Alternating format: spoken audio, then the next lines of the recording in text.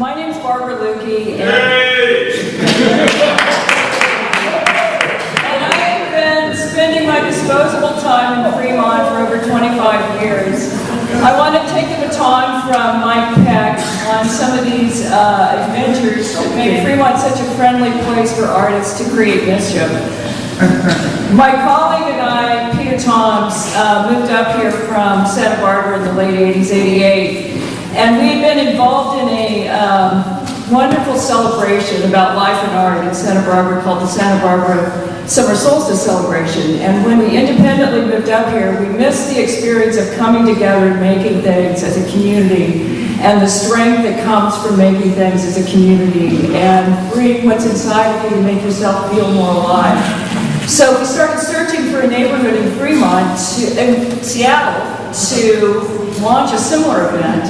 And before very long, we were brought to Fremont, where there were many artists at that time, because as Michael said, or someone said, this was the second poorest neighborhood in the city at that time, which is very conducive for artists. There was lots of warehouse space, and there was lots of other artists, like Michael, who was still throwing ceramic pots and so forth at that pint sinks, getting his hands wet. He's an artist. There were lots of artists around. And in fact, we got directed to the Fremont Public Association, where we met with Andrea Foste and Lynn Livesley, who were very much wanting to foster arts in Fremont, because we had heard the legend, and it's great tonight to kind of fine-tune our stories to know what's true and what isn't true. We've been told that the Fremont Public Association started around a kitchen table with Frank Chop, so the stories are kind of lining up, I think. With a couple of social service programs about a job bank, a food bank, and we heard an arts council to help make a stronger neighborhood. And that there had been a very active arts council here in the 70s when there was some government funding. I know Roger Wheeler's going to talk more about that in a little bit.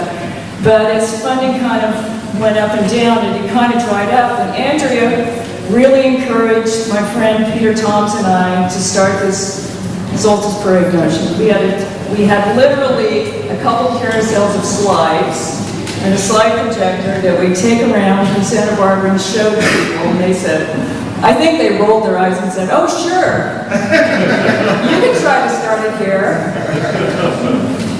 And because I have kind of an eclectic work background, I actually got hired with Lynn's help to help produce the fair that year. And they had kind of said to me, you can also sort of try to start the parade as part of your job program. It took off amazingly well, as perhaps some of you know. It's the 25th or 6th year that's coming up this year with the Solstice Parade. And in the interest of your storytelling technique, while it took off great, there were magical things that seemed to happen from the very first year. We would say, we need a warehouse space, and someone would call and go, we have a warehouse space. And we'd go, no, we need a refrigerator for that warehouse space. And someone would call and go, we have a refrigerator we want to give you. But at the same time, all this magic that was happening, I think maybe caused my duties with the fair to maybe not be as good as they could be.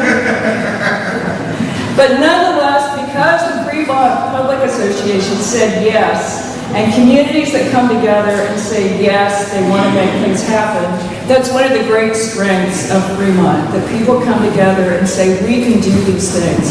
We can come together as a whole, and we can be better when we say yes to things. And it was partly that environment that let the Solstice Parade come to pass, that had brought so many people to Fremont that were there to take hold of the Fremont Solstice Parade. And while I was there, doing my little 3-month tour, 25 years later, I'm still here. I got a 3-month little job with the FPA. I think this is how they reel people in. Sure, you can have a 3-month contract. And here we all are.